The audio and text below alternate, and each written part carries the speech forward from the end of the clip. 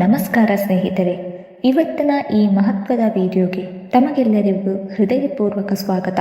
ಸಿಂಹ ರಾಶಿಯವರೇ, 2026 ವರ್ಷವು ನಿಮ್ಮ ಜೀವನದಲ್ಲಿ ಸಾಮಾನ್ಯವಾಗಿ ಬರುತ್ತಿರುವ ಮತ್ತೊಂದು ವರ್ಷವಲ್ಲ. ಇದು ನಿಮ್ಮ ಹಣಕಾಸು, ಗೌರವ ಮತ್ತು ಜೀವನದ ದಿಕ್ಕನ್ನೇ ಸಂಪೂರ್ಣವಾಗಿ ಬದಲಾಯಿಸುವ ಮಹಾ ಪರಿವರ್ತನೆಯ ಕಾಲಘಟ್ಟವಾಗಿದೆ. ಇಷ್ಟೆಲ್ಲ ವರ್ಷಗಳು ನೀವು ಮಾಡಿದ ಪರಿಶ್ರಮಕ್ಕೆ ಸರಿಯಾದ ಫಲ ಸಿಗದೆ ಹೋದರೂ ಈಗ ಬ್ರಹ್ಮಾಂಡವೇ ನಿಮ್ಮ ಪರವಾಗಿ ಕೆಲಸ ಮಾಡಲು ಮುಂದಾಗಿದೆ.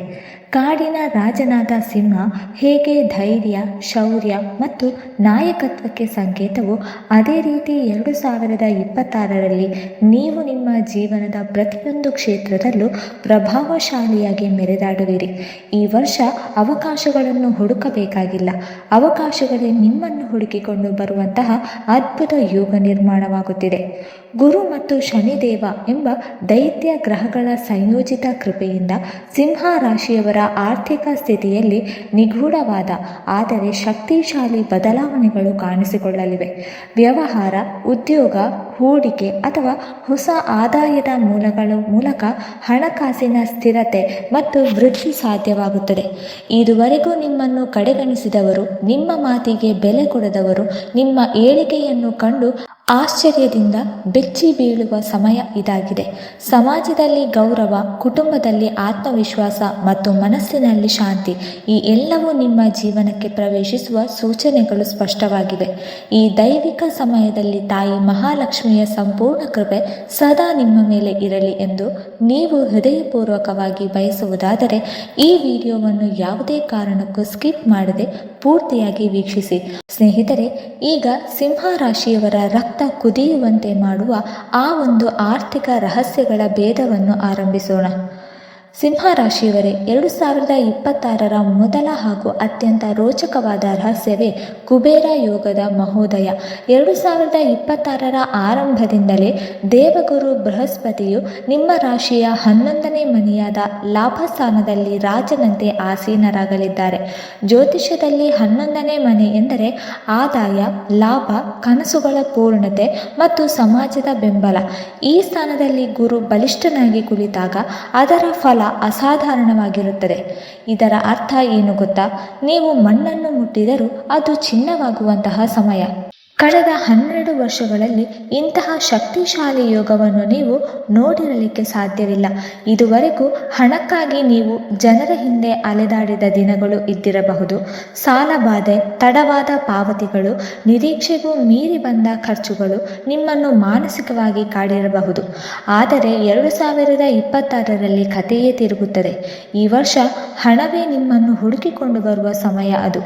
ಸಂಬಳದ ಭಾರಿ ಹೆಚ್ಚಳವಾಗಲಿದೆ, ವ್ಯಾಪಾರದಲ್ಲಿ ಅಚ್ಚರಿಯ ಲಾಭವಾಗಲಿದೆ ಹಾಗೂ ನೀವು ನಿರೀಕ್ಷಿಸದೆ ಬಂದ ಉಡುಗೊರೆ, ಕಮಿಷನ್, ಬೋನಸ್ ಹಾಗೂ ಹಳೆ ಹಣ ವಾಪಸ್ ಆಗಿರಲಿ. ಹಣದ ಹರಿವು ಗಂಗಾ ನದಿಯಂತೆ ನಿಮ್ಮತ್ತ ನಿರಂತರವಾಗಿ ಹರಿಯಲಿದೆ. ಸ್ನೇಹಿತರೆ, ಈ ಸಮಯದಲ್ಲಿ ನೀವು ಮಾಡುವ ಪ್ರತಿಯೊಂದು ಪ್ರಯತ್ನವೂ ಫಲ ನೀಡುವ ಶಕ್ತಿ ಹೊಂದಿರುತ್ತದೆ. ವಿಶೇಷವಾಗಿ ಸಿಂಹ ರಾಶಿಯವರ ಜನಸಂಪರ್ಕವೇ ನಿಮ್ಮ ಅತಿ ದೊಡ್ಡ ಸಂಪತ್ತಾಗಿ ಪರಿವರ್ತನೆಯಾಗಲಿದೆ. ಉನ್ನತ ಸ್ಥಾನದಲ್ಲಿರುವ ಜನರೊಂದಿಗೆ ನಂಟು ಬೆಳೆಸಿಕೊಳ್ಳುವ ಅವಕಾಶಗಳು ನಿಮ್ಮ ಜೀವನಕ್ಕೆ ಬರಲಿವೆ. ಈ ಸಂಪರ್ಕಗಳ ಮೂಲಕವೇ ನಿಮಗೆ ಕೋಟಿಗಟ್ಟಲೆ ಲಾಭ ಸಿಗುವ ಒಪ್ಪಂದಗಳು, ಹೊಸ ಪ್ರಾಜೆಕ್ಟ್ಗಳು ಮತ್ತು ಭವಿಷ್ಯವನ್ನು ಬದಲಿಸುವ ಅವಕಾಶಗಳು ದೊರೆಯುವ ಸಾಧ್ಯತೆ ಇದೆ. ನೀವು ಮಾತನಾಡುವ ಪ್ರತಿಯೊಂದು ಮಾತಿಗೂ ಬೆಲೆ ಸಿಗುವ ಕಾಲ ಇದು. ಹೀಗಾಗಿ 2026ರಲ್ಲಿ ಸಿಂಹ ರಾಶಿಯವರು ಆತ್ಮವಿಶ್ವಾಸದಿಂದ ಮುಂದೆ ಹೆಜ್ಜೆ ಇಟ್ಟರೆ ಐಶ್ವರ್ಯ ಮತ್ತು ಯಶಸ್ಸು ನಿಮ್ಮ ನೆರಳಿನಂತೆ ನಿಮ್ಮ ಹಿಂದೆ ಬರುತ್ತದೆ. ಎರಡನೇ ರಹಸ್ಯವು ಸಿಂಹ ರಾಶಿಯವರ ಎದೆ ಬಡಿತವನ್ನು ಹೆಚ್ಚಿಸುವಷ್ಟು ಶಕ್ತಿಯುತವಾಗಿದೆ. ಅದುವೇ ಅಷ್ಟಮ ಶನಿಯ ನಿಗೂಢ ನಿಧಿಯೋಗ.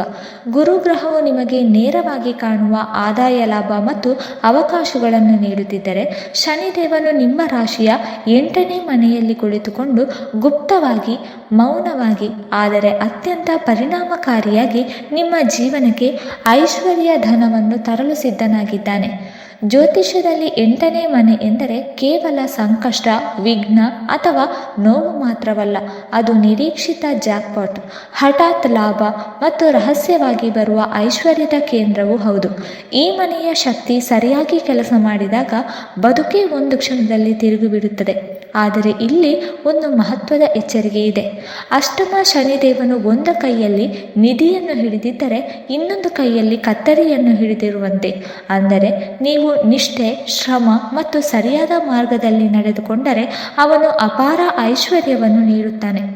ಆದರೆ ಅಡ್ಡದಾರಿ, ಅನೈತಿಕ ವಿಧಾನ, ವಂಚನೆ ಹಾಗೂ ಅಹಂಕಾರವನ್ನು ಆಶ್ರಯಿಸಿದರೆ ಬಂದ ಹಣ ಬಂದ ದಾರಿಯಲ್ಲಿ ಹೋದಂತೆ ಕ್ಷಣದಲ್ಲಿ ಕೈ ತಪ್ಪುವ ಸಾಧ್ಯತೆ ಇದೆ.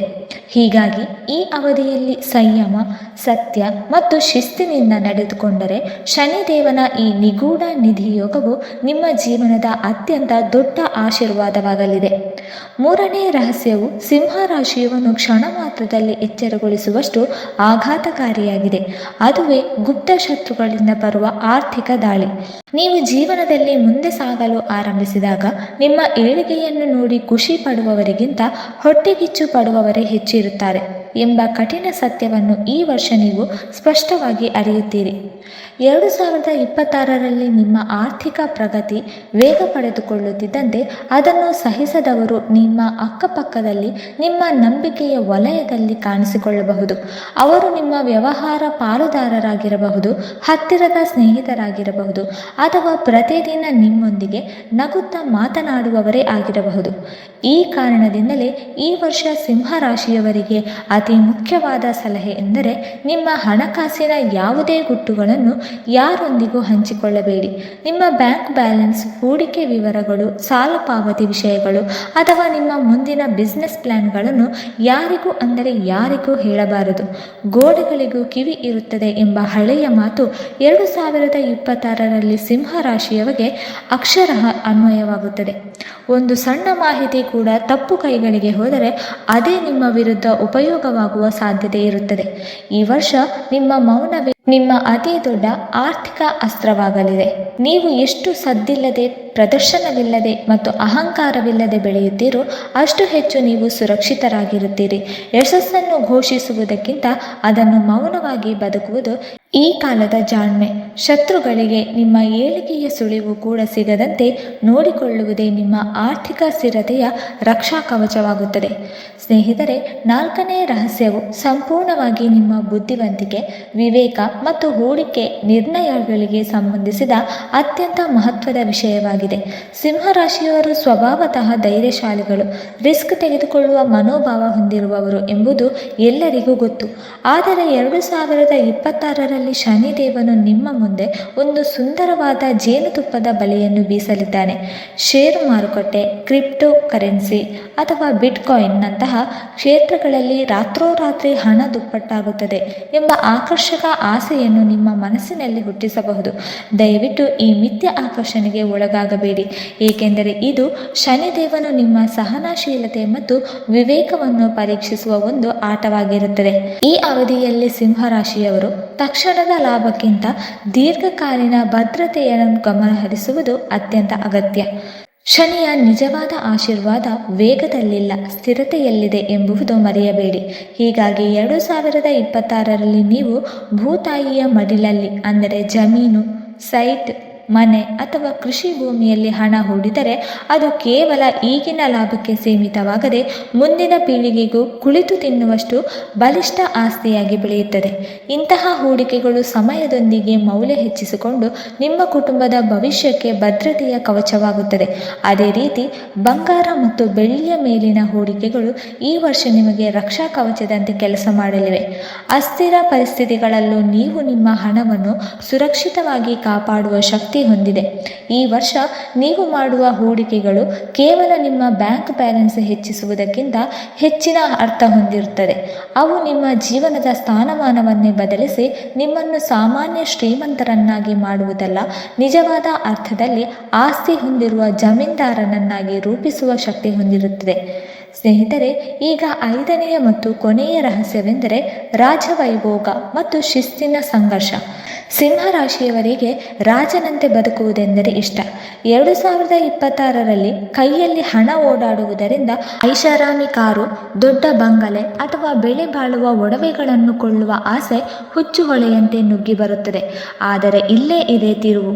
ಅಷ್ಟಮಿ ಶನಿಯು ನೀವು ಆಡಂಬರ ಮಾಡಿದ ತಕ್ಷಣ ಯಾವುದಾದರೂ ಒಂದು ರೂಪದಲ್ಲಿ ಖರ್ಚು ತಂದಿಡುತ್ತಾನೆ. ನೀವು ರಾಜನಂತೆ ಬದುಕಿ, ಆದರೆ ದಶೆಯಂತೆ ಖರ್ಚು ಮಾಡಿ.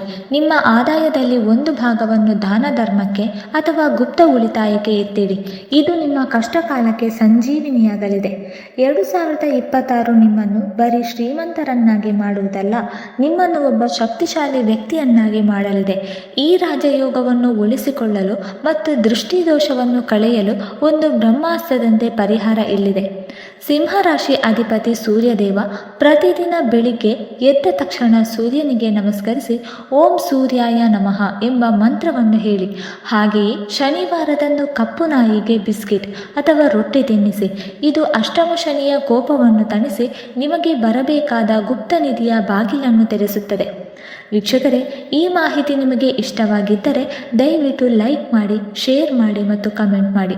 ಹಾಗೂ ಮುಂದಿನ ವಿಡಿಯೋಸ್ಗಳಿಗಾಗಿ ನಮ್ಮ ಚಾನಲನ್ನು ಸಬ್ಸ್ಕ್ರೈಬ್ ಮಾಡಿಕೊಳ್ಳಿ. ಧನ್ಯವಾದಗಳು.